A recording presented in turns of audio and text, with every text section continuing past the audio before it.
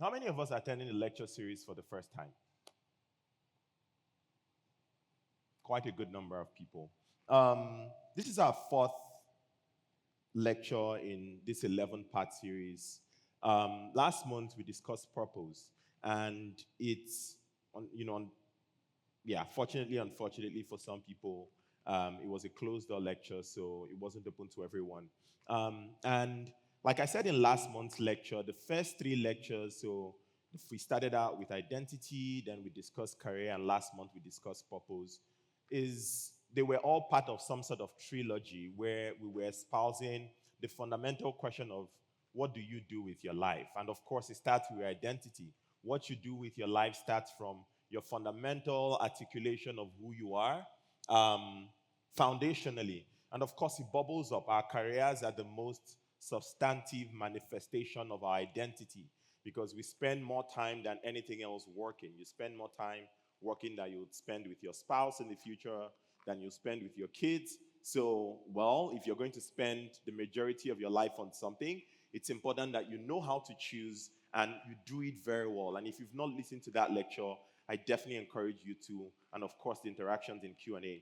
And last month we discussed purpose. So it focused on how to, one, discover what purpose might be, but also how to infuse that into everything that you do, your career especially.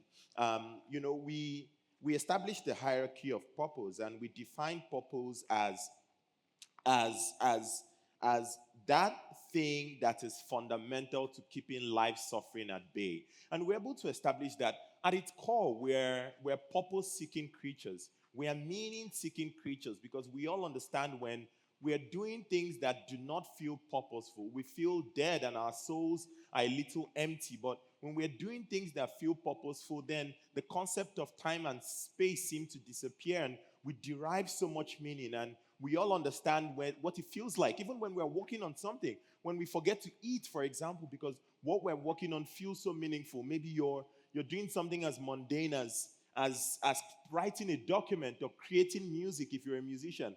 That's purpose. You feel it. We know it. And it's wired into who we are, foundationally. One of the things we discussed last month was the cybernetic model of human purpose espoused by American psychologist known as Norbert Weiner. The most, let me explain that in, using an example that every one of us have experienced. If you're walking along the road, if you're on the market for a laptop or for a car, when you go out into the street, you see nothing but cars. If you're shopping for a phone and you come into this room, you see nothing else but phones. You notice what phone everyone has. Why is that the case? So, our purpose, so in that particular instance, your purpose, a rudimentary version of your purpose is I need to get a phone. And all you see, literally, all your senses is oriented towards is getting a phone. Do you not think that that's exactly how it works for higher order purpose? That when you set your gaze on something that is foundational, something that transcends your here and now, the immediate circumstances on your life, that everything, the situations of your life orient themselves in a way that approximates you towards that goal. That's exactly who we are. And you don't need to be a religious person to believe this. It is, psychologists have done so much study into this, especially in the last century, and found out that that's exactly who we are. So one of the things we also established was, a perception feedback mechanism for figuring out purpose. Simply, what that means is, how do you figure out purpose? You do that by paying a lot of attention to emotional signals that you otherwise might discard. So we established four of those. Four very specific last month, four very specific emotional signals you should pay attention to. The first one of them is righteous anger. So, what makes you angry? What makes you unhappy? Probably could stem from personal experience that you've had. Something that you feel deeply angry about that exists in the world that maybe is unjust, or alternatively, something you think should exist in the world that doesn't exist. This is one of the most famous sources of purpose for people. When people take on a cause that we think is deeply, deeply meaningful. Basic examples, Mandela, for example, deeply unhappy, deeply righteously angry about the oppression of people in his country, and said, I'm willing to die for this cause. At no expense, to anyone else, but all on myself. That's a great example of where we can situate, purpose. Another is, of course, joy and flow. What do you do when you feel deep sense of joy? What do you do when you're in, what are you doing when you're in a sense, in a state of flow? Pay attention to those things. It could be you're working on something. It could be a conversation with specific type of people. What were you talking about? Who were you surrounded by? What state were you in at that point? Pay attention to your surroundings, your emotional surroundings when you feel a sense of joy and when you're in a state of flow. The third thing we talked about was anxiety. What makes you anxious? In what situations are you anxious? When you walk into a certain type of room, it makes you anxious. You're not yourself, or maybe you're more yourself. Pay attention to that. All of those are deep, deep, deep sources of purpose. And finally, of course, conscience. We've all been bequeathed with these two called conscience, that no matter who you are, you have that. No matter how bad or good you are, you have that. No matter what it is you've done, you have conscience. And of course, what we do is over time, it's easy for us to weave a theology to numb our conscience. But the good thing is we always still have it, and we know when we are doing things we're not supposed to be doing, and we know when we are doing things we're supposed to be doing. We know when we act out in a manner that makes us feel proud of ourselves. Like we do something, and even if no one else sees that, like, wow, I'm so proud of myself. Like, I did this or I did not do this. Because we have this tool called conscience, and it is a very instructive tool when it comes to figuring out what purpose is. Like, those were, the things that we discussed last month. Of course, you should watch the full lecture if you haven't already. And this month, we're going to be talking about money. So I think we'll go from abstract, philosophical, psychological, and we'll ground it a little bit by talking about money. And for us to start today, I want us to start with a fundamental question. What are the moral limits of money? And I'm going to ask a question, and of course I want to hear answers that everyone has, and it's a bit of a situation, a hypothetical question. So, you've taken your child to an amusement park. They've waited for 3 hours. Your child has waited for 3 hours in line to get into the amusement park. They've dreamed of going to this, amusement park for about 3 months. Just as you near the front of the line, a VIP line opens up. One that can fast track anyone through to the front of the line with a very hefty price tag that only wealthy people can pay. Your child has waited for 3 hours, and a rich kid strolls in, gets in the VIP lane, and is fast-tracked, pays the money, of course, and is fast-tracked to the front of the line, right in front of your child who has been there for 3 hours. And your child watches that happen. Is that fair? I'm curious. If you want to, do we understand? Yeah? All right, I want some reactions. I'm seeing people muttering, but all right, the brave gentleman. So I think it's fair actually. Yeah, because that is the essence of money. Money makes one's life easy, right? So if something like that happened, I would actually blame myself, right? It's not my child's fault. I would just blame myself that I Why? need because I am not able to afford that VIP line for my child. So I would see it as a source of motivation personally to work harder. I see. Yeah. Okay, great. So, what's your name? Johnson. So, Johnson will see it as a source of motivation. He thinks it's fair because that's what money is for. It exists to make your life easier. Even if it's a child who has never worked a day in his life, it exists to make his life easier. Is there anyone who agrees or disagrees with him? All right, we'll come here and then we'll go up there. So, all right, I feel it's not fair actually, and at the same time, it is fair because money creates access, and I would actually say it is fair for the rich child to actually come to the front because with money you can be able to bring comfortability, you can be able to bring promotions to yourself. You understand? But there are two answers to this question. You cannot just give a particular answer because there are two people, there are two POVs. But if I'm using a particular perspective on this, I would say it is actually fair because I, as a person, If I see someone that just comes to the front of the line, I understand that wealth creates access, wealth open doors. So me not having that wealth actually creates that mindset in myself that, oh, I have to work towards this thing. So yes, it is fair, and at the same time, it is not fair. Yes. Okay, let's rejig this a little bit to even assume the parents are not there, and it's just the children. We have children who are say 5 years old, and um, so outside of the perspective of the parents, um, is it fair for children to grow up in a society where one child, on the basis of his parents' wealth, can get to the front of the line before the other child? And so I am saying this to put aside the argument of I'll work harder, because of course children don't get to work hard. Um, yes. My name is Tofumi. Hello, everyone. I think money is a tool, and it's it's okay to use money to be more comfortable. I think that's the essence of having money, of working for money. So you can use your money as a tool to have a better life. And what you said about children not working, so they might not really. I think life is not fair generally, and I think children should. One thing I would like to teach my children from the beginning is that people have different graces. People are blessed like differently.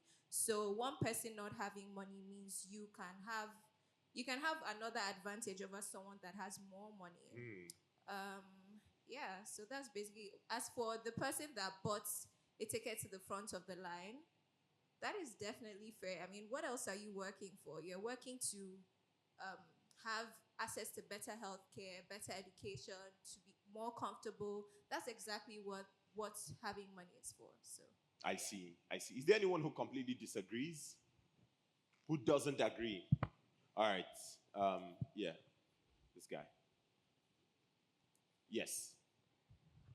Good morning. I'm David. Hi, David. So, to a large extent, I don't believe that children should have to suffer for something like that. I don't believe that the fact that one child has richer parents than another and has access to a VIP lounge that other. Okay, let me rephrase it. Let me put it in a different way. The child won't see it as him not being there because his parent doesn't have as much money. He'll just see it as it being unfair. I'm trying to look at it from the perspective of a child in that line. It sounds somehow that I'm putting myself in the perspective of the child that is in the line of not of being there for 3 hours. But if you are standing there and you know that you've been there for 3 whole hours and you're almost at the front of the line, and then there's someone else that just comes, and because of a reason that you don't know, he's allowed to go, it won't seem fair to you. Mm, We like to look at it as, oh, the reason why you make money is so that you will have more access to more things. But in the grand scheme of things, or let me not say in the grand scheme of things, in that scenario, you feel it's not fair. That child will feel it's not fair. All those children that wait another line will feel it's not fair as well. So, yeah, yeah. I see. I see. Is there anyone who agrees or disagrees with? Your name is David. All right. Yes.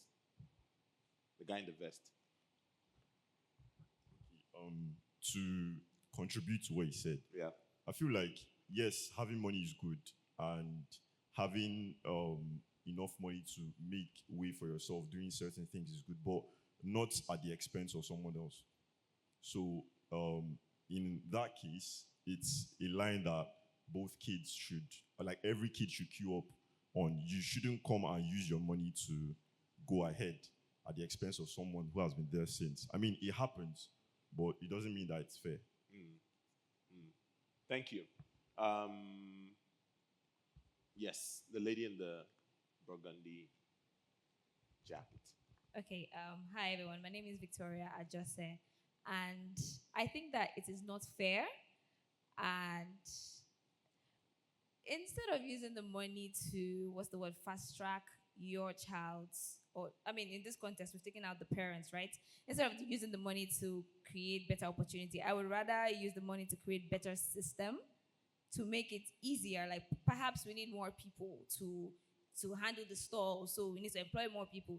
That's my own perspective of it. So, so it's a situation of it is fair for everyone, as opposed one person has more opportunity because they have more money. So I believe in making it fair for everyone. Personal opinion. Why is it not fair for children to be exposed to that? Fundamentally, like you've heard people say, well, we should almost like money is a numerical equivalent for how hard we've worked. So if we are to put, quantitative metrics on how hard, like the output certain people have, money is the equivalent of that. So why is it fair? I've worked harder than you. That's why I have all this money. So I should be able to use that. Fundamentally, why is it not fair for that to be the case? Okay. Maybe perhaps personal note is how I see money. Yeah. I see it more as a tool for achieving something. So to think that I should have, yes, I mean, I will not pretend to not like luxury. I mean, my brand is a luxury brand, right? But again, how I see money, and perhaps I'm just taking time to put what your question is saying. But I really think that in the broad spectrum of things, right? I know how society makes money seem, but I think that maybe because we're fixated on what money is, we don't actually give children the opportunity. And now this is in the context of children, right? We don't have actually give children the grace or the time for their brains to form to even understand value, to then now know that like in our discussion when we were talking about money, I said that money is not power, it's just purchasing power. If there's nothing for money to purchase, then it does not have power. Personal opinion again. So Well, great answer. All right.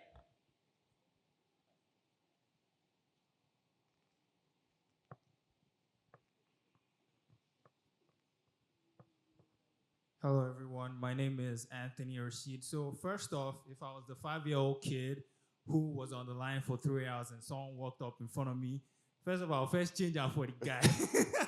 That's the first step. But inherently, I feel like they're no good or bad. It's really all about perspective. And so, in the grand scheme of things, if I was the kid and that happened, I'll probably go back home and ask my dad about what money is and stuff. And you never know if You were the maybe kid on which side? The guy who walked to the VIP line?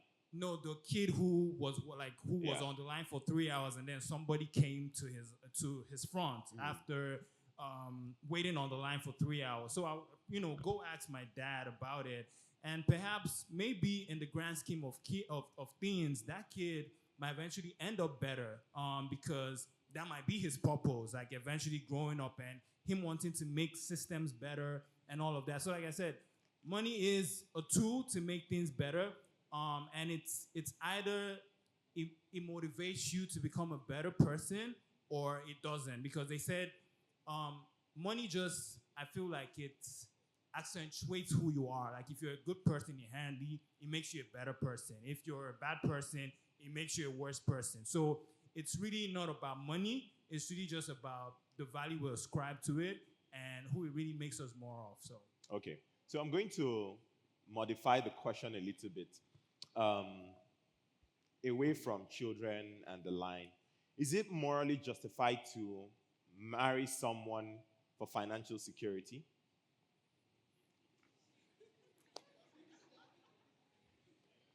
I see I'm ruffling some feathers. Yeah, what do people think?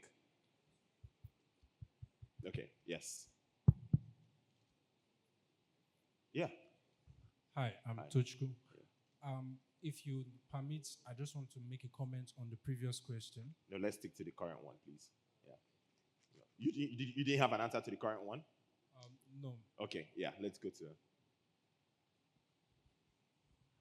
Good afternoon, everyone. yes. My name is Tayo.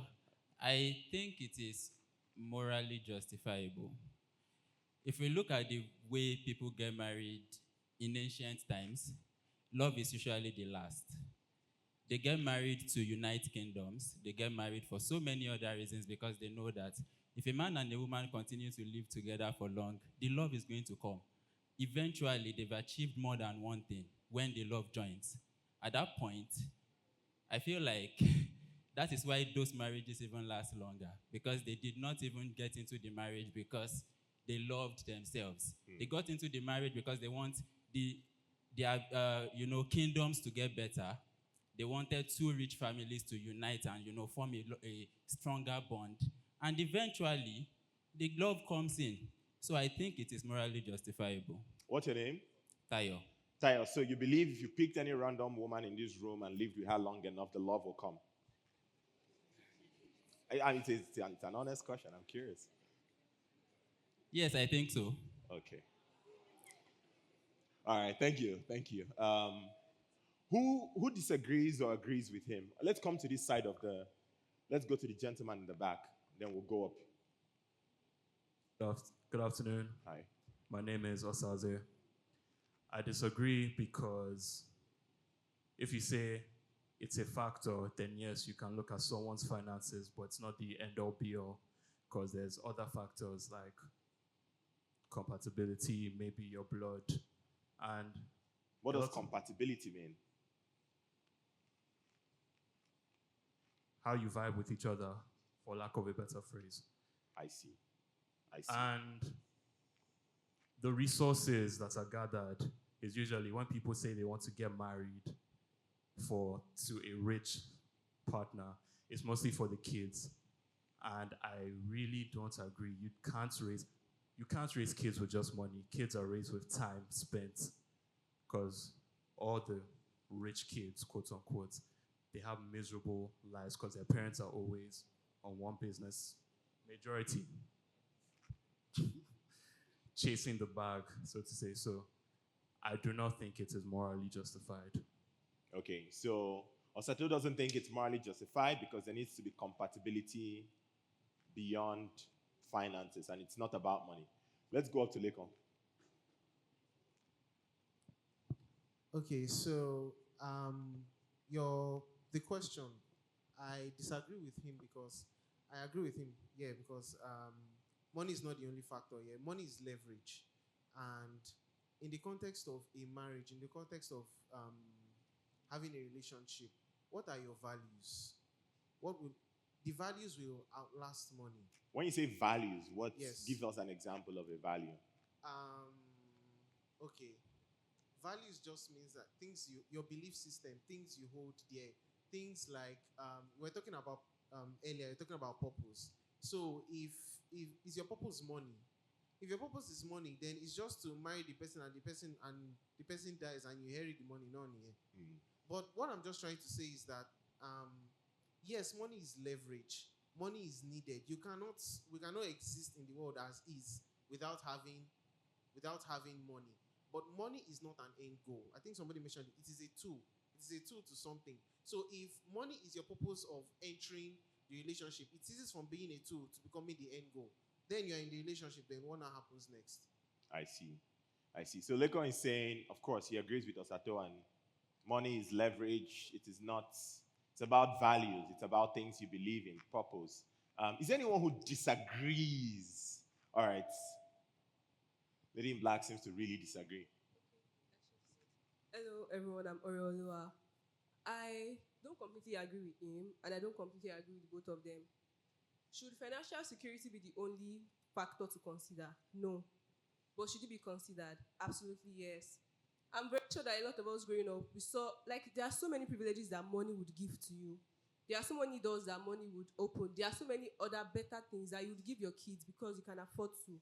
Should financial security be the only thing to consider? No. But should it be considered? Absolutely yes. That's my point of view on that. Okay, so sort of a middle line. Should it be considered? Yes. All right. So I mean, on purpose, we've heard people say values, purpose, things you believe.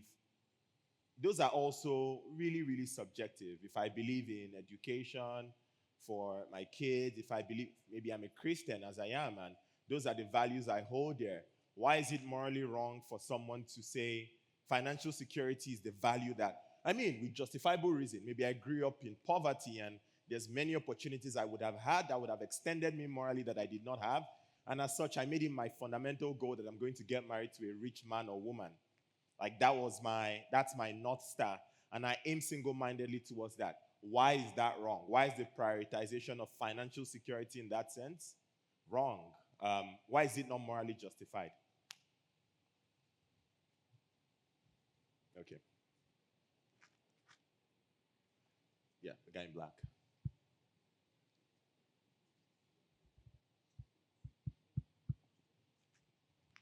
Hi, I'm Sadiq. Okay, can you hear me now? Okay, I'm Sadiq. I don't think it's morally wrong, right, to pitch your tent saying I want to be with someone that's financially secure, but in the grand scheme of things, there are a lot of calculations that you can actually do to the money. So, for instance, I've seen people talk about purpose, right? I know that there are some things, if you're engaged in, can actually lead you to the money. So, I'm saying if a lady sees any guy in this room, after hours of conversation, they could really do the math if you can actually be something in the future, even if you're nothing in the now, right? And so that, I'm in alignment with her to say that there are actually some maths you can actually do with the other gender. So you don't have to be, I don't think it's absolutely wrong for you to say that, yes, I'm going for the money. Okay, so you But think it's morally justified I to think marry it's for morally money? justified, yes. Great. All right. Let's go. Judith. Judith, would Hi. you marry for money? Well, No. No, I won't marry for money. But I think it's a very important decision, conversation to have before making the decision, right? I know most of the answers will come from the perspective of a woman who is going to potentially be with someone who earns higher or makes more than she does. But you also have to look at the fact that wealth is a mindset, and it comes from a certain type of mindset. And you have to be sure that the person you're with has that mindset. Because if you have a limited mindset, you would be poor, full stop. Okay? Then the next thing is, as a woman who is wealthier, you have to be very careful who you attract. So it's a conversation that you're not going to only look at just the woman marrying higher. You also look at, as a woman, can you really marry someone who is not on your level financially? So financial conversations are huge, and they're very important, yeah. awesome. All right. The reason why I asked those questions and was to also get a sense of what people think, but also to get us thinking. Um, at its core, a lot of money questions are moral questions. As a society, we constantly have to ask the question for what is the moral limits of money? Because that would inform how we build a relationship with money. One of the things that we've not gotten right because we never really teach it. A lot of times, we don't teach it at home. It's not one of the things that's on the curriculum when our parents are teaching us how to live our lives. It's definitely not taught in school. Sometimes it's taught in the different religious institutions that we belong to, but it's not taught enough. And so that's why it's so easy to make mistakes. That's why it's so easy when people get money, more often than not, they fly off the handle. So today's conversation is we're going to be establishing what the moral utility of money is and how we as young people should be thinking differently about our relationship with money. The goal is not to, I don't think it will teach you how to be rich, but hopefully you will learn what it means, the sort of people who ultimately become wealthy and the sort of people who definitely do not. And you can choose what camp you ultimately want to belong to. But to start out today, okay, so I want us to just do a quick historical evolution of money because money as we have it today is not the way it's always been. As we all learned in Economics 101, money as we have it started out as exchange. So a barter system where people exchange goods for other goods to satisfy their immediate needs, barter system as it was called. But it was very inefficient, because it required a double coincidence of wants. So at the very moment I needed a specific thing, you needed to have it. And you needed to have it in the exact quantity I wanted. And not only did you need to have it, I needed to have something that you needed immediately. Just think about how chaotic that would have been. So that did not survive for very long, the barter system. Plus, it was also really cumbersome. People had to move around with a lot of goods, to trade and find people who they would exchange that with. And at this time, it was never about the mass accumulation of wealth. Wealth, as it was defined, was about meeting your needs in the immediate moment. The concept of storing wealth for the future, like we have it today, where we have a bank account and we can read the numbers, did not exist at the time. There were landowners, there were tailors, there were farmers, there were people who did different things, and what they did was they exchanged the produces of their individual efforts. So services and goods exchange hands. And to solve this problem of storage too, because that was also another thing. You couldn't store too much wealth for very long. You produced till you hit a capacity and you needed to exchange. And until you exchange those goods, you couldn't make more. And so societies realized that this was incredibly inefficient, and they figured out that they needed to come up with ways to solve this problem. So after that time, universal commodities like barley, like metals, like cowrie shells became acceptable means of exchange. So if I had metal or cowrie shells and you had a good, I could give that to you, and they found a way to quantify the numerical value. So this, in some way, solved for that portability problem. People didn't have to carry goods around with them all the time. It solved for the double coincidence of once you didn't need to have a good that I wanted. I could exchange cowrie shells or whatever commodity was of value at the time, and you give me goods or you render a service to me, and that was it. So that was the earliest form of the modern system of exchange that we have today called money, where you exchange an item for a good or a service, but still was grossly inefficient. In about 600 BC, in the kingdom of Lydia. The kingdom of Lydia is currently in modern day Turkey. The first coins were invented. So coins were now became a universally acceptable means for exchanging goods and services. And it was invented and was used for the first time in Lydia. And all the civilizations at the time accepted coins as a medium of exchange. So the Persian civilization, the Roman civilization, the Greek, the Islamic civilizations all adopted coins as a means of exchange. But again, and that coincided with when kingdoms started to trade with each other. The demand for mass produce started to slightly increase. And what that meant was people had to carry coins across, cities, across borders, and it got very cumbersome. For you to execute large trades, you had to carry so much coins. That was also problematic. So they ran into similar problems that they had when, they had the barter system. So in Rome, the first centralized mint was established. So think of the centralized mint as a central bank of some sort. That was the first time that there was a centralized government-controlled issuing of legal tender.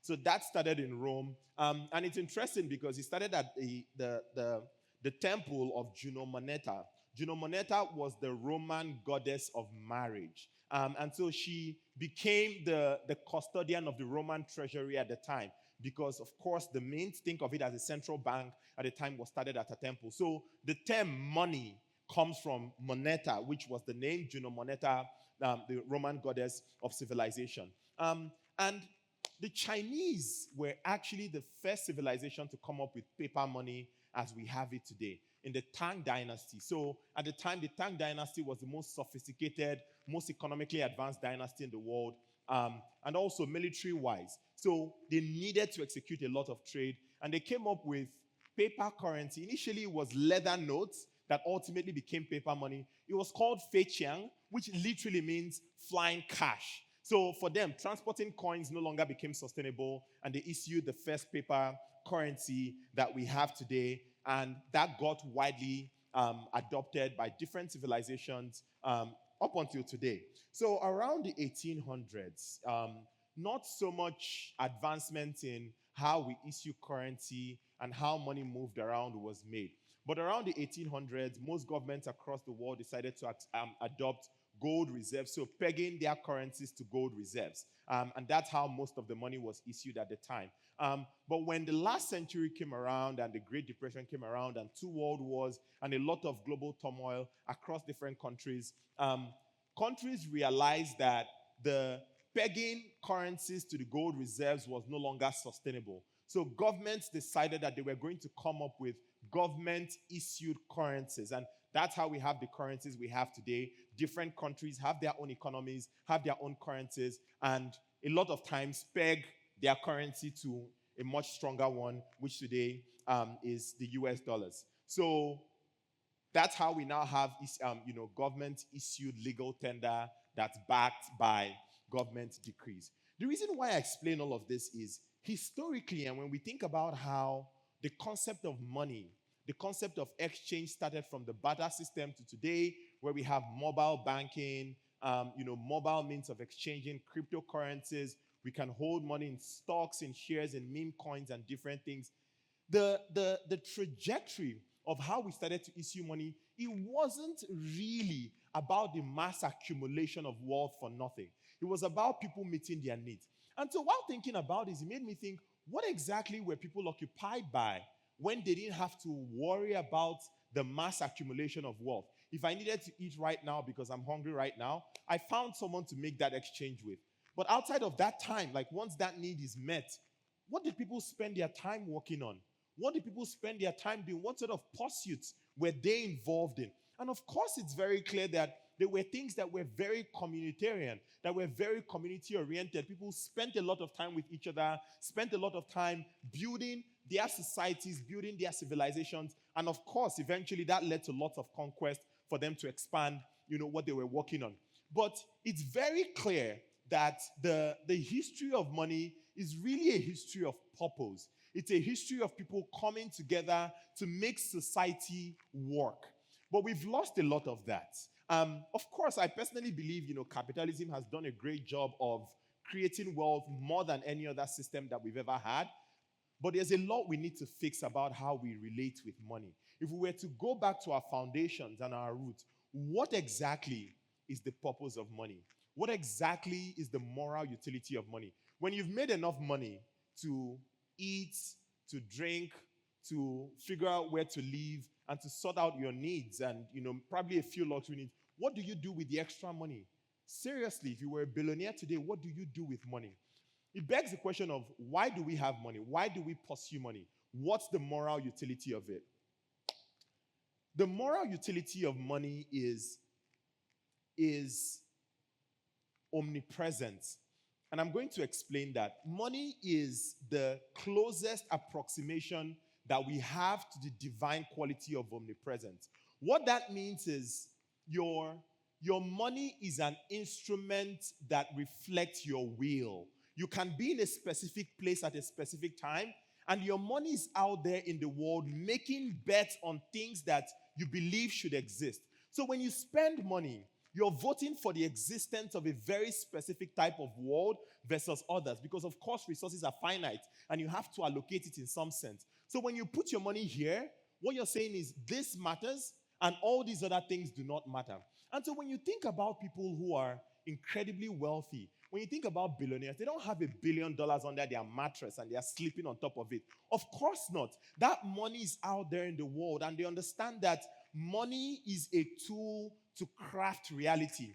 Money is your vote for the sort of world and reality that you want to have. Of course, that's why we think a lot of billionaires are bored with their pursuits, because once they make enough money to keep the creditors at bay, let's say, they start to think of what sort of world do I want to live in and how can I deploy my resources to create that. But the good thing is you don't need to be a billionaire to start thinking like that. You don't need to have all the money in the world to start thinking about what sort of reality do I want to create. Think about it.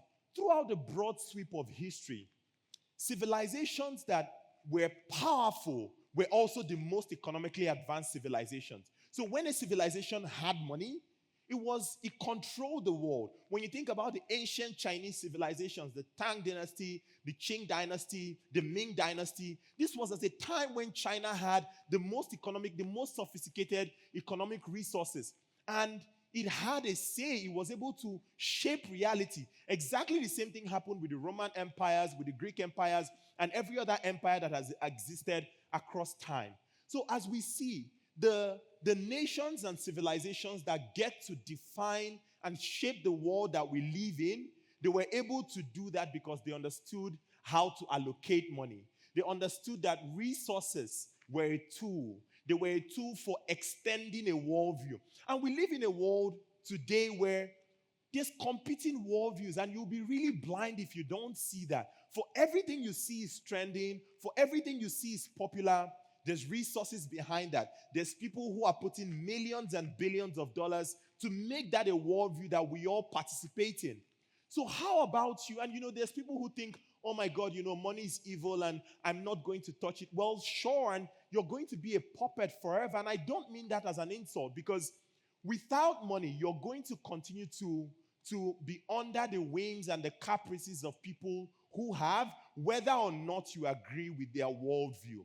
So if you have a worldview that you think is important, if you have a worldview that you think people writ large outside of you should adopt as true, then money exists as a tool to scale that. And that's why we pursue money. That's the moral utility of money. Money is not just to wear luxury items or to be fancy and to show other people that you don't really like that you're able to have things.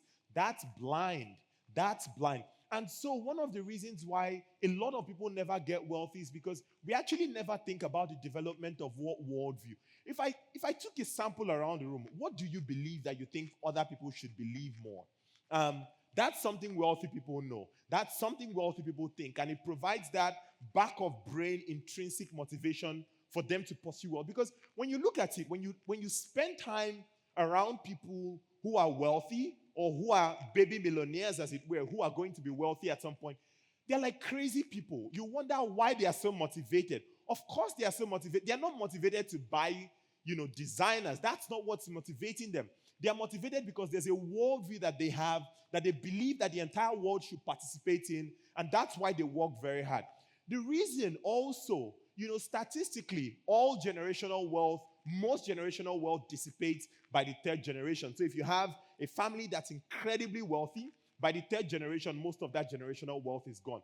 The reason why is the logic and the culture that preserved the worldview around which the wealth was built was probably not well transferred across generations. And families, the few families in the world that have done a good job of that, they are not just passing down money. They are passing down a mindset. They are passing down a logic. They are passing down a culture for the preservation of that wealth. And outside of purpose, outside of an organizing principle in some sense, it's almost impossible to keep money. It's not just about dollar bills in your bank account and you watching it grow. It's what do you do with that? That's the most important thing. That's the moral utility of money. So, how do you become financially successful?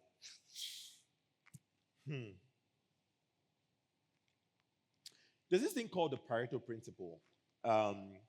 It's also known as the Matthew principle. It's also known as the 80-20 principle. So 20% of people in an organization deliver 80% of the revenue. 20% of all players in the world score 80% of all the goals. 20% of teams win 80% of the championships within a given period. It applies, the Pareto principle applies to almost every field of human endeavor. It describes how value almost always skews to the top. And the Pareto principle accounts very greatly for how wealth distribution occurs.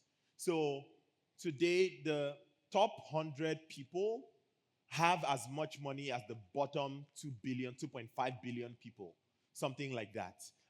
It doesn't mean that the top 100 people are always going to be the same. So it's a structure, right? If you think of it as a pyramid, wealth almost always stacks at the top. But the good thing is the people who are at the top, they change very often. The average Fortune 500 company lasts 25 years. That's not that long at all. Like I said, most generational wealth dissipates by the third generation. The top 100, richest people in the world today, that's not what that list was 10 years ago. Definitely not what that list was 50 years ago. So that changes very often. But most wealth skews to the top.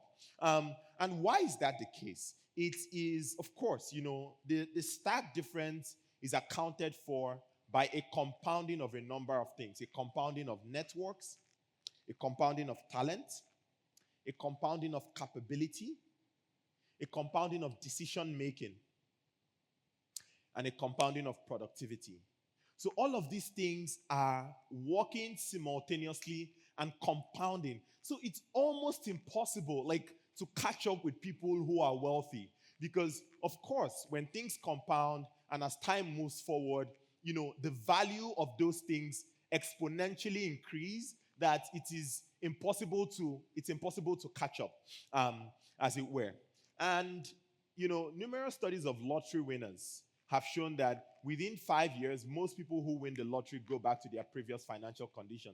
The reason why is they don't have all of these things compounding for them. So the point I'm trying to make with this is money is not about the dollars. It's not about the cash. It's not about the paper in your bank account. It is about your ability as an individual to be transformed to be someone who can get all of these things compounding at the same time to your advantage. But it requires you to be a very specific type of person. Of course, competence matters. All of the things I've said.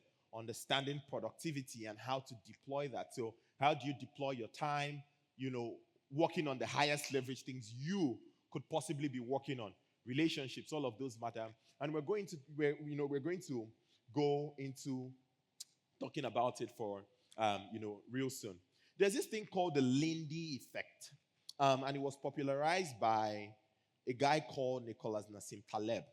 And the Lindy effect simply states that things that have been around for a very long time are going to almost always be around. So if you're looking for a reliable structure to make a decision, well, look for things that have been around for a very long time. And it informs how we answer this question for how do I become someone who will be financially successful?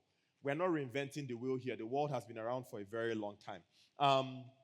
And we're going to use this framework of the Lindy effect to espouse these questions. When people want to amass wealth, the advice that we're giving is, of course, rely on things that have been here and have been around for a very long time. Commodities, gold, stocks, things like that. Invest in them, acquire as much of them as you can, and compound them for a very long time. But if you're someone who is young and you don't have stocks, you don't have gold, you don't have all of these assets, what assets can you invest in right now that compound over time to get these things to work in your advantage? And those are the things we're going to be talking about. The first way is the capacity for delayed gratification. Warren Buffett will tell you this. But this is probably one of the most reliable markers for people who ultimately become financially successful. Not just make money, but keep money for a very long time and ultimately build generational wealth. And what does that mean for us? It means don't arrive too early. Like, we're all at a disadvantage because we live in a culture where arriving early is celebrated. When you get that early success, they put you on a throne and they wear a garment on you. And sometimes we're so foolish, we embrace the garment and we ask for a crown. And it's like that success will probably not be around for very long because you've arrived. And when you've arrived, of course, what message does that send to your brain? It's like, we've done it. We're here. And how can you arrive when you're 20 or 26 or 30?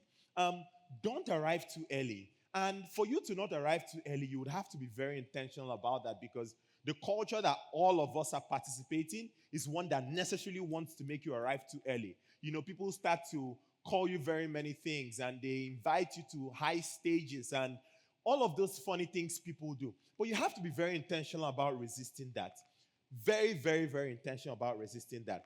Arriving early is the moral equivalent of stealing from your future. So, delayed gratification means not stealing from your future. Being willing to hold out the benefits of what success feels and seems like.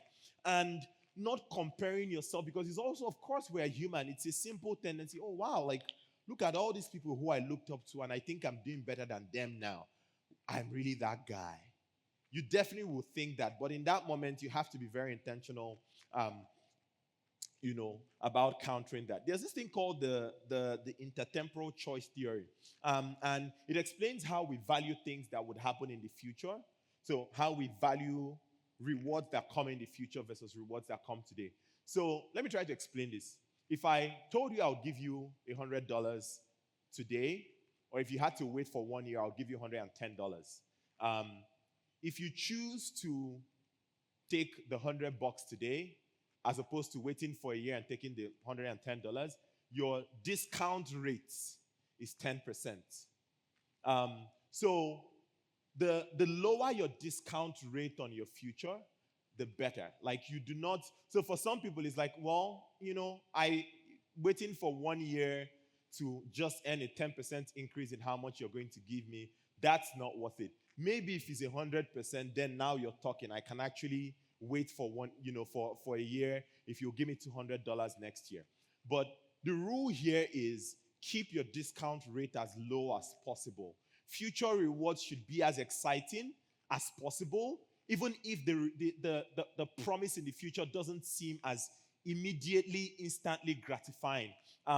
That's one thing that people who ultimately go on to make long-term wealth understand, that little progressive incremental steps in the right direction compounded over time is what delivers the most returns. And this is not just about money. This is about opportunities. Should you take a job that pays you, a little bit less today, but gives you the prerequisites for you to build the foundations for a much brighter future, it's up to you. You should understand that when you make decisions today versus your future, you're taking a bet on your future self. And a lot of people, we live lives as if our future selves are not us. Like we're so disconnected from our future, where we just want to satisfy the here and now. But surprise, surprise, like this same you would be around in 10 years.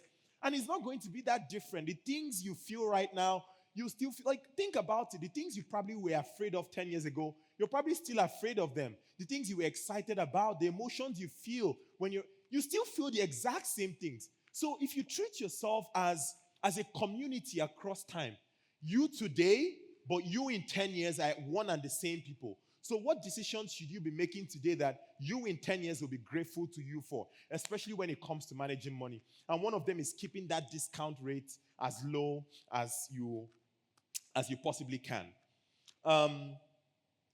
Financially successful people treat their future selves with equal and even more importance than they treat their present selves.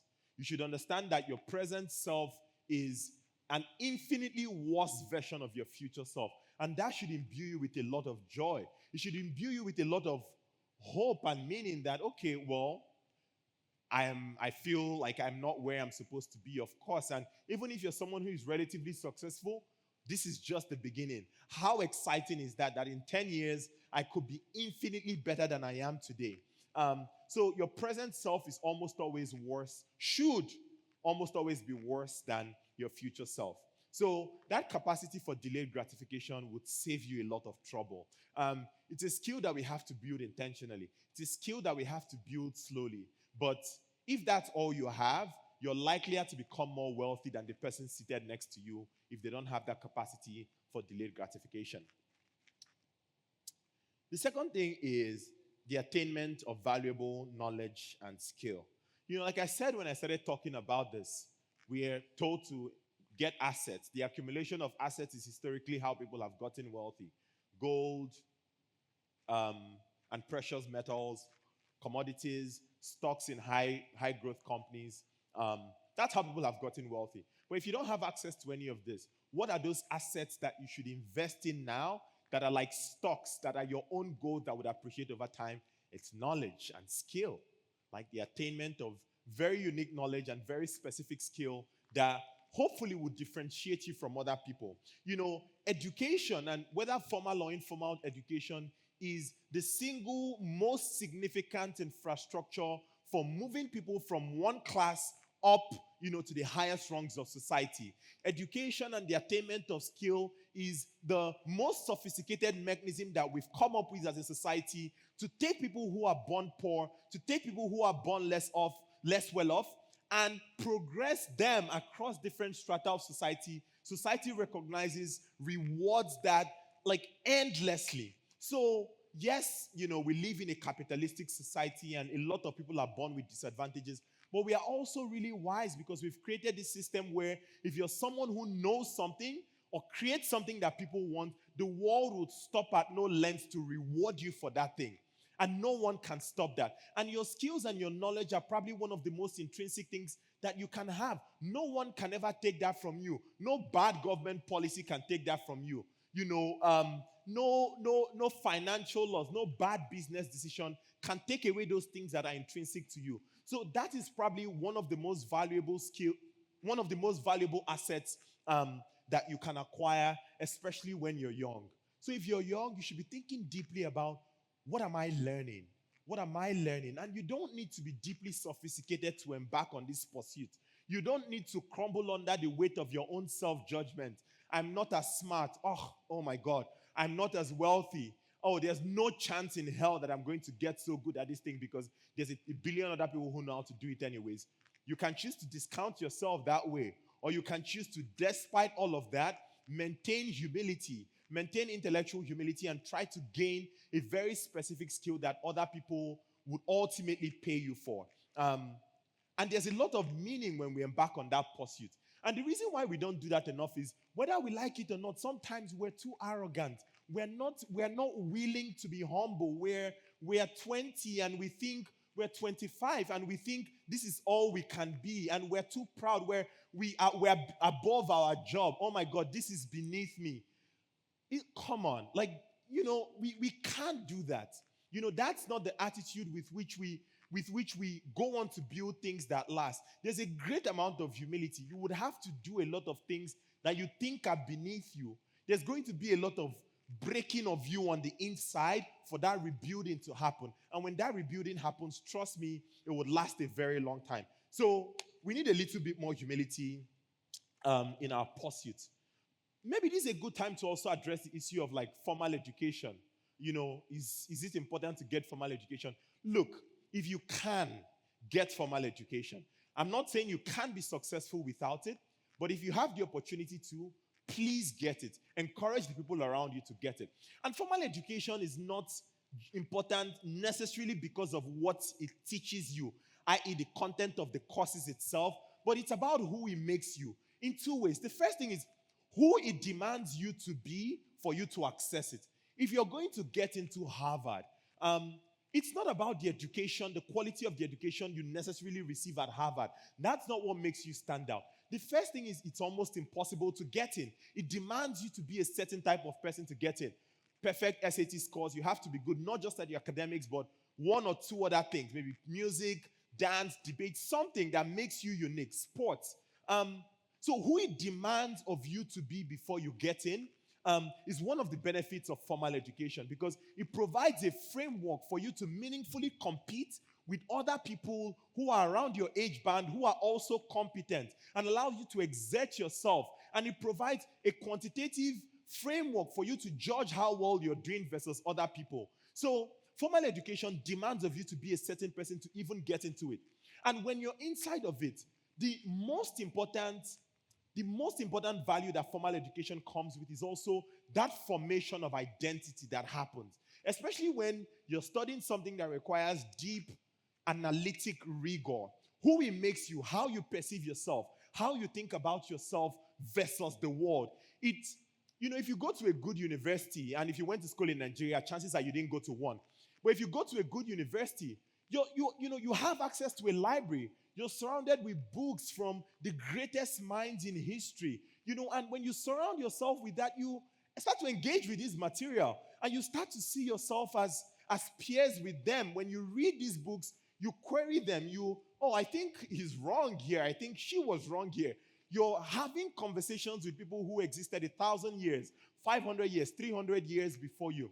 The version of you that brings out is worth the cost of formal education, is worth the pain and the rigor of formal education for sure. So it's those two things, who it demands of you to become and who it ultimately makes you. The sort of identity that it imbues you with and enables you to actually go out and take on the world. Because when you're young, what holds a lot of people from starting meaningful endeavors in their lives is because they don't believe they are good enough. we don't believe we are good enough. We don't know what the bar for hard work is. We don't know the bar for what success is. But if you're in a system where you're exposed to people who really work hard, who are really successful, you know what the bar is. And you know, well, I competed against them in class. I had a higher CGPA, or I beat them at a few courses. Or look, I was better at sports than they were. So there's something that's intrinsic to me, that's actually valuable, that I can show the world. So if you can't get formal education, but even if you can't, of course, informal education is priceless. I think there's something really special about informal education because it can't necessarily be taught. Informal education is the education you provide to yourself by listening to, watching, and imitating other people. And there's no better way to learn. You can't become great. You can become good by getting formal education. But a lot of greatness, you become great by the informal education you provide to yourself, the habits you teach yourself, the mannerisms, the quirks, the systems and structures you set for yourself for your own success. That's how you differentiate. In a world where everyone is good, those who go to become great are people who understand the incredible power of informal education and go a distance to educate themselves. So that's the second thing. The third thing, positive social networks. This is one of the most long-lasting, age-long, not so secret secrets when it comes to becoming someone who is financially successful. You need to be able to build a relationship with people. Look, think about this. For most of human history, a lot of firms and institutions and organizations were family owned. So the patriarch or the matriarch of the family starts a business and employs family members, cousins, children, nephews, nieces, aunts, and families have run the greatest businesses that have existed for much of human history. Of course, until recently, where we started to realize that, it doesn't just need to be my family. I can, enter into partnerships with people who are not necessarily family. We have shared interests, we have shared values, we have complementary skill sets, and we can build something that can last a very long time. So most institutions have been built by families. But what still persists, even though most businesses today are not family run, is the way economic opportunities are allocated. Economic opportunities still allocated familially. So people have to know you and trust you very deeply. There's heights of success that you would never, ever, ever, ever, ever get to if people don't like you, no matter how competent you are. So the way we still allocate economic opportunity as a society is still based on familial values like trust, like nearness, like similarity in values. And so you can't do that if there's nobody who can vouch for you, if there's no one who can write a reference and they deeply mean that on your behalf. And one of the things we need to get over ourselves and actually start to build some of these relationships. And it's one of those things where, we have to stop labeling ourselves like, I'm not really good at this. I'm not really good at networking.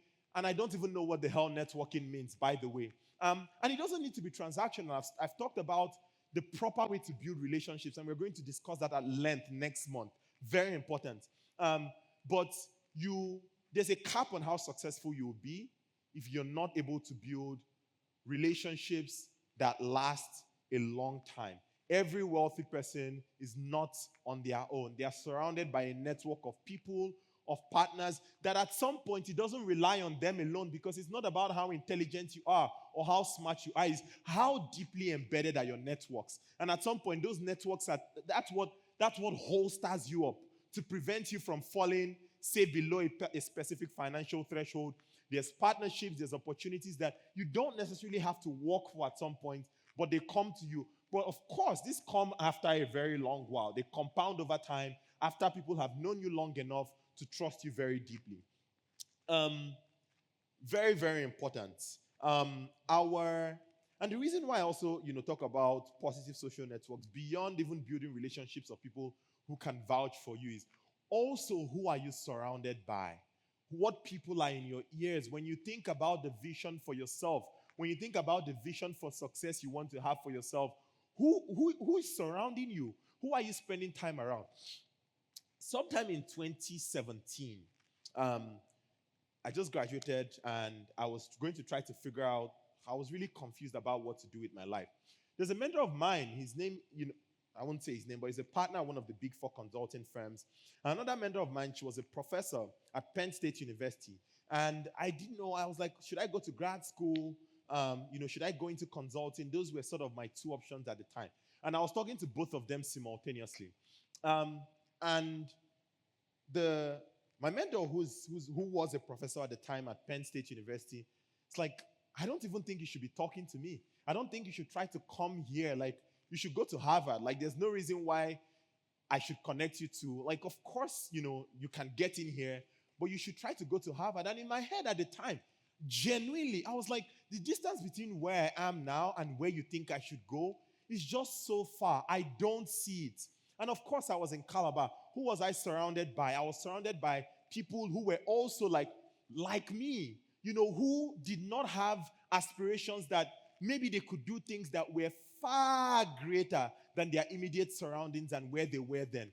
But of course, changing environments and surrounding myself with people who were pretty competent, and for them, doing great things was just normal.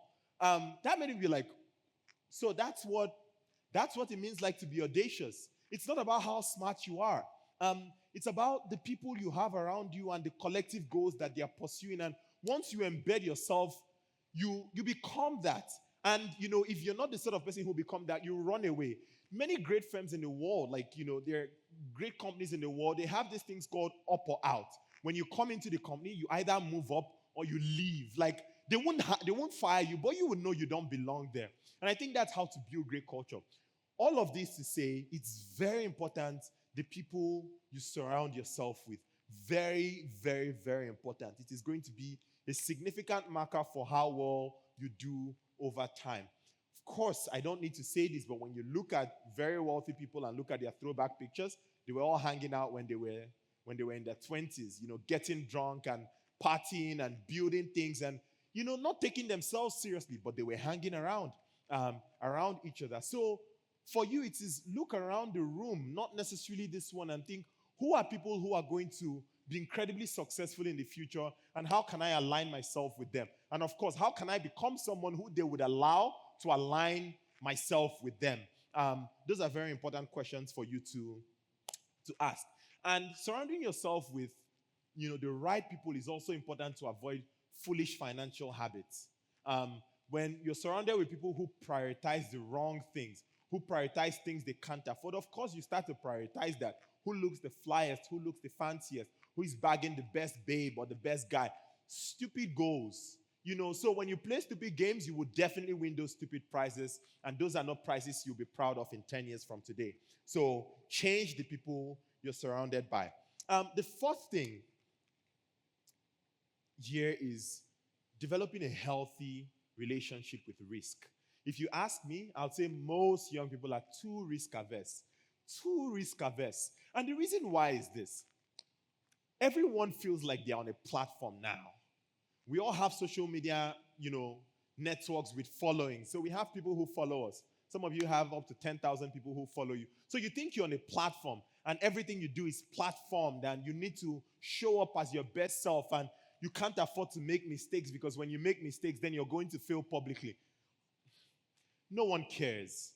Honestly, everyone is too busy worried about their own shortcomings that they actually do not care. And even if they care, then go off social media, hide and build. Let people tell you I've not seen you in a while. Sure, that's a better compliment than them telling you 10 years from now, well, you can't sit with us or whatever people say, right? So we're too risk averse. We are too risk averse. And part of that risk aversion is also informed by the fact that we're just too afraid to look foolish. We are too afraid to look foolish. Everyone wants to show up as their best selves, but that's not how we are. That's not how life works. That's not exactly who we are. There's so many aspects of us that are broken and foolish, and we shouldn't be afraid to actually, work on those things, because without breaking those elements of us down and burning the dead wood, people would see that the dead wood is burnt, and of course they'll know, well, there's dead wood. But what happens is when dead wood is burnt, then life can grow out of you and meaning can grow out of you. And this thing we do where we where we paint over dead wood with, with oil paint so it looks good on the outside, but on the inside it's dead and has no life. We have to stop being people who are like that. So we need to develop a healthier relationship with risk. We spend too much time strategizing, and I hate that word now. I hate strategizing, and I'm writing a business plan, and these are all the things I'm going to do, and let me talk to you about it. No. We have to try to do things a little bit more and not be scared to look foolish and not be scared to fail. And because you would fail, and it's better to fail when you're young than when you're older. Of course. I don't think that needs saying. So let's get a little more comfortable with failing when we are younger. What that means is also we need to become more decisive. And decisive people are people who just make decisions. They are not people who make correct decisions all the time. But when you say someone is decisive, what the most fundamentally distinctive attributes that decisive people have is they make decisions. So stop agonizing over decisions. Just choose one. If you're wrong, you'll find out in no time that you're wrong. But then you know that you're wrong, and that's behind you, and you go on to make new mistakes. So we need to become a little bit more decisive. Spend a lot less time agonizing over decisions. Let's make a lot of productive mistakes so we can go on to make new mistakes with our lives. And that's how we grow. If you thought about it, if our success is indexed by a minimum number of mistakes we have to make for us to become successful, how quickly would you want to make those mistakes? Would you want to make one every year? Or you want to make let me make all the mistakes I possibly can make so I get to the real thing. I think we all know what decision we'll make. To round out, because I see we're running out of time, I want to very quickly, very briefly explain a model called the Big Five personality traits. I don't know if any of us have heard of it, but essentially, in the field of psychology, there's a model known as the Big Five personality traits, and it categorizes differences in human personality and human behavior into 5 traits. So all of us here were either high or low on one of the 5. So the first one is openness to experience. That's one of the traits. The second is conscientiousness. The third is extroversion, when you say I'm an introvert or extrovert. The third is extroversion. The fourth is agreeableness. And the final one is neuroticism. I'm going to go over this again. Openness to experience, conscientiousness, extroversion, agreeableness, and neuroticism. And so all these traits are considered to be very stable across cultures, across age groups. People almost always belong to either high or low. It's very stable. And the reason why I bring it up is it's very instructive to explain and expose us to how we might be managing money based on what our individual traits are. So I'm going to go one after the other. This Big Five traits is used by HR teams to analyze employees. It is by football teams to analyze, sports players, sportsmen and women. It's used in very many settings. It's used in politics to examine different leaders and their leadership styles. So it's very reliable. So the first of them, let's start with conscientiousness. People who are conscientious are very organized, very disciplined. They are very detail-oriented. They know how to set structures and abide by those structures. They know how to hold themselves accountable. So when you remove structure, their world is falling apart. They are very, very structured. They are the sort of people who would read the terms and conditions when they're downloading an app, for example. Anyone who does that is very conscientious. So they're also very methodical. They are very long-term oriented. They are good decision makers, all things being equal. So Warren Buffett, for example, is a good example of someone who is conscientious. Closer to home, Aliko Dangote is a great example of someone who is conscientious.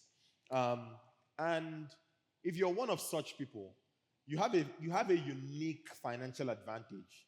So being conscientious is most strongly correlated with financial success. So if you're a conscientious person, congratulations, you're likelier than the rest of us to be wealthy, or at least you have a leg up. Because of course they are consistent, across time. They make level-headed decisions. They are the sort of people who are likely to have a savings account and actually put money in their savings account and actually not touch it. So all of these are correlated with people who are conscientious. So that's a natural financial advantage that they have. What other financial behaviors do they have? If you're conscientious, you maintain detailed budgets. You pay your bills on time and as at when due. You try to not get into debt. You do your research thoroughly before you invest. You don't invest in, Ponzi schemes and you guys and do sports betting and all of those things. Like they typically tend to not do that. The downside of being a conscientious person when it comes to your relationship with money is you often tend to be very risk averse. You often tend to, default to things that are safe, things that you know about, things that other people know about and regard as trustworthy. And as a result, you potentially miss out on opportunities, for future financial success. And how you can fix this is, balance your discipline, which ultimately would make you very wealthy, if you're the sort of person who will become wealthy, with a little bit of openness to risk. So create a risk budget, for example. Be open to experimenting, be open to starting out new things, be open to new experiences. Surround yourself, if you're a business owner, with a business partner who is not exactly like you, with a business partner who is probably more open. That would help balance you out. If you want to get married, one of the things you should consider is getting married to someone who is not exactly like you to increase the chances that you're covering your basis from a financial perspective. People who are neurotic, so this is number 2, neuroticism. People who are neurotic they experience emotions very intensely. When they are sad, they are really sad. When they are hurt, they are really hurt. When they are happy, they are really happy. They tend to be much more vigilant about financial threats. So they are the sort of people who check their bank, open their bank app maybe every 2 days to just check how much they have, in their bank account for no reason. They tend to just worry about future financial scenarios. They already worry about, oh my God, when my first child is born, would I have enough money to put them in daycare? Okay, maybe I have to move to another part of the city so I can afford daycare. And they are just 20 years old. They don't even have a boyfriend or girlfriend. But they're already worried about these future situations. If you're like that, nothing is wrong with you. You're just, more neurotic. You're high in neuroticism. They also tend to be very vigilant. They tend to be very self-critical of themselves, and they extend that to other people. So, yeah, neurotic people like that. Good example, Cristiano Ronaldo. Great neurotic. Very hard on himself, on the pitch and off the pitch. And a perfectionist too. So the financial advantage you have if you're neurotic is you have a heightened sensitivity to potential losses. And of course, you're cautious when you're spending money, when you're investing money. But of course, that comes with chronic money anxiety. So the advantage of your chronic money anxiety is you tend to be very careful with money so you don't run into situations that make the things you're anxious about real. People like this also tend to, they build emergency funds for things that might happen. They place high value on insurance. They get insurance for everything: their car, their house, their body, their laptop, their phone. They get insurance on everything. So they are those sorts of people. And like I said, they worry about future financial scenarios. They're almost too risk avoidant. And that's not good. That's not good. There's a lot of opportunity costs and emotional reactivity. They're the sort of people who would watch the stock earnings of companies, and if the stock earning is bad, our CEO had a cold last month, they sell all their stock because they are worried. There are people like that. So they are too emotionally dependent when it comes to making financial decisions. That's not great. So if you're that sort of person, you can convert your diligence, your financial diligence, to a strength by doing things like saving money and forgetting about it, investing in things that have like long maturation periods, like fixed deposits, money market funds. No matter how rich or poor you are, that's very good. And the reason why I'm saying this is it's important to build those habits. You don't need to be as wealthy as Ronaldo is before you start to build those habits. to solve for those things you undoubtedly experience if you ultimately become very wealthy. The third trait is openness to experience. People who are high in openness, they are very intellectually curious, they are very creative, they are open to novel experiences, they are likely to jump out of a plane, for example. They share very unconventional approaches. Um, they're usually drawn to innovative financial strategies and investments. So they are very likely to invest in meme coins, for example. A good example of an open person is Elon Musk. Elon Musk sold his stake, or when PayPal was bought, his stake was worth $180 million. He invested $100 million in Tesla, invested $70 million in SpaceX, and invested $10 million in one of his other companies. I don't remember which of the many ones now. And then he had to borrow money for rent after just earning $180 million. So people like that are very, very, very open. So Chimamanda is also high in openness. Maybe not financially, I don't know about, but she's also very high in openness, actually. So people who are, who are high in openness, they are very drawn to shiny objects. Oh, there's this new meme coin, I'm going to invest in it. There's this new stock, I'm going to buy it. There's this new thing, I'm going to jump in there. Go, go, go, go, go. They never know when to stop. Of course, surround yourself with people who can make you stop. If you have a spouse, if you have a business partner, you should do things like ensure that you're not the only one who can sign money out of the account. And just put those guardrails in place to ensure that there are people who do a good job of watching you. You should create a structured investment or savings approach where you have money and take budgeting seriously. You could borrow a lot from people who are conscientious and have budgets and plans and boring things like that. You could do with a little more boredom in your life if you're open. Agreeableness. People who are agreeable are very, very, very averse to things that make them uncomfortable. Things like conflict, things like confrontation. Very averse to it. They just want everyone to be, to cooperate and be in harmony and for everyone to love each other, sometimes even at their own expense. Generally, women are more agreeable than men. Men are more disagreeable. That's why when you go to prisons, a lot of men end up in prisons because, crime is a disagreeable attribute for sure. People who are agreeable prioritize relationships over financial advantage. So the good thing is they are less likely to try to take advantage of you. In a financial decision, they are willing to take the heat to preserve the relationship. Lovely, fantastic people. So great example, Steve Wozniak, the co-founder of Apple, very agreeable. Of course, ran into troubles when you have someone who is very disagreeable and you're in close proximity with them, like Steve Jobs was very disagreeable. You tend to suffer very greatly for that. So that's one of the risks of being very agreeable. Sometimes it doesn't allow you to develop the muscle that you need to navigate difficult situations as you need to. So if you're agreeable, please watch out for that. Get better at negotiating. Get better at advocating for yourself. Sometimes even just for the fun of it. Even when you don't really mean it. Even when you don't need that extra, 10,000 naira in negotiation. Just do it for the fun of it. Because when it matters, you would wish you had that skill. People who are agreeable, on average, they tend to take a 5 to 10% financial loss in their overall wealth. So if you're agreeable, just because you're agreeable, you're 5 to 10% less likely to be wealthy than other people. So it's something you should show up for. But the good thing is, if you're agreeable, then you build great relationships. People trust you. People want to do things with you. And, the best partners, romantically, business-wise, a lot of times tend to be agreeable people. But of course, like I said, you have to be careful so, that's not taken advantage of. And the final one is extroversion.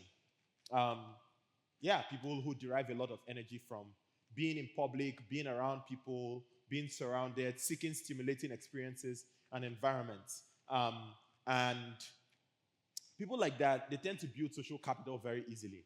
People who can walk a room and they go into a room and they tend to build social capital very, very, very easily. The downside is a lot of their relationships tend to probably not be as deep because they always seek new novel experiences. They are much more likely to get divorced. They are much more likely to break up with their business partners, for example. Their core financial behaviors, they leverage their relationships for business and financial advancement, career advancement. They are very comfortable negotiating, and they allocate a significant budget to social activities. They have a budget for suits just so they can look fly when they go out in public, and chat with other people because that elevates them. But the key blind spot with people who are extroverted is a lot of times you tend to start to play status games to compare yourself to other people, to try to one up other people who are like or not like you. And that is really, really not great. Richard Branson is a great example of someone who is extroverted. David O, closer to home, great example of someone who is extroverted.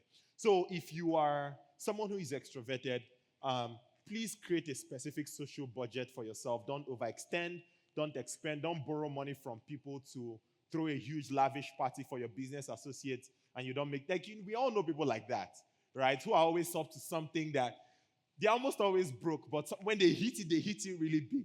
Very extroverted people, but they lack structure. They lack a systemic way for them to move forward financially. And if you're that sort of person, you can hedge for that risk by doing everything I've said so far. So, as you think about this, I'm sure we all know where we fall on the scale. Some of us, and you can be one or more of this. So, usually, how the results are better is you're high, you typically tend to be high on one or two of these dimensions and average to low on the other dimensions. I know what dimensions, what traits, I'm very high on, and there's two of them specifically, and the rest, I think I'm average to low on them. Finally, just to close us out, because we're way past time, is money the goal of a career? We discussed this, and I'm going to rehash this very quickly in February when we talked about a career. Is money the goal of a career? It is a goal, but it's definitely not the goal. The goal, there are 5 things that your career must fulfill, as we discussed in February, and I'm going to rehash them. The first one of them is learning. And when we talked about it in February, we talked about how your career should put you in a position, the position called the zone of proximal development, where you feel like you're surrounded by the right people, you're surrounded by the right mentors, and the right amount of support to do new things that you could not do before. So the zone of proximal development is the edge between your current ability and your future ability. It is the point where both of them meet.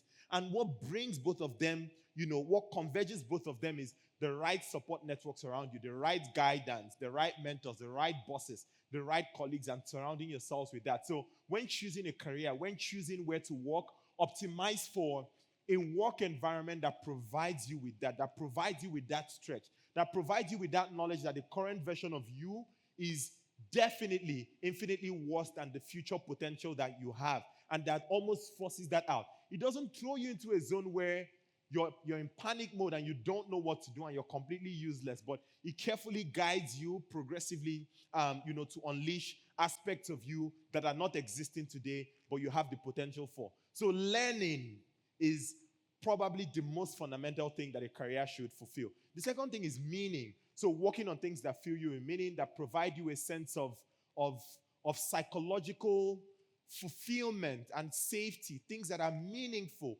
things that when you put out there in the world, there is impact in some way, shape, or form. That should be our moral. That should be what constitutes our moral ambition. The third thing is earning, of course, money. It should be one that either pays you incredibly well today or sets you up for future financial success. It could be one or the other. And if you're young, you should be okay with taking a financial discount today and augmenting for that with meaningful experience, meaningful learning and meaning that optimizes you for long-term financial growth. I can't say this enough. The fourth thing that a career must fulfill is legacy. Legacy is the things that we build that have the quality of permanence, that other people who come after us can make use of and can inherit. Legacy are those things that we leave behind when we come to a particular place. So if you're in an organization, it is a system, a culture, a process, a product, a business, something that you've created, something that you've built that other people other than yourself can participate in. That's exactly what a legacy is. That has your name on it. That's something that you and only you could have possibly done in the context of that organization. And finally, the final thing a career must fulfill is personal fulfillment. That at the end of the day, when you look back at what you spent your time doing, at what you spent your career doing, you're fulfilled and you don't want anything. you're not filled with regret, and there's nothing that is found wanting inside of you.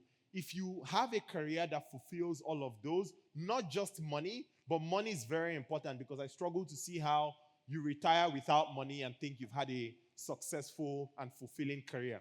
If you meet all of those things, I promise you, you're going to have an incredibly fulfilled life, and that's my wish for you. So, to close us out, I have a declaration that I want us all to recite. So just repeat after me. I'm a guardian of my future prosperity. I recognize time as a divine gift. And with godly patience, I honor its seasons. I carefully master my desires. I refuse validation that costs my freedom. I build wealth that reflects my true values. That the life I create may be both rich in meaning and resources. So help me God. All right, thank you so much.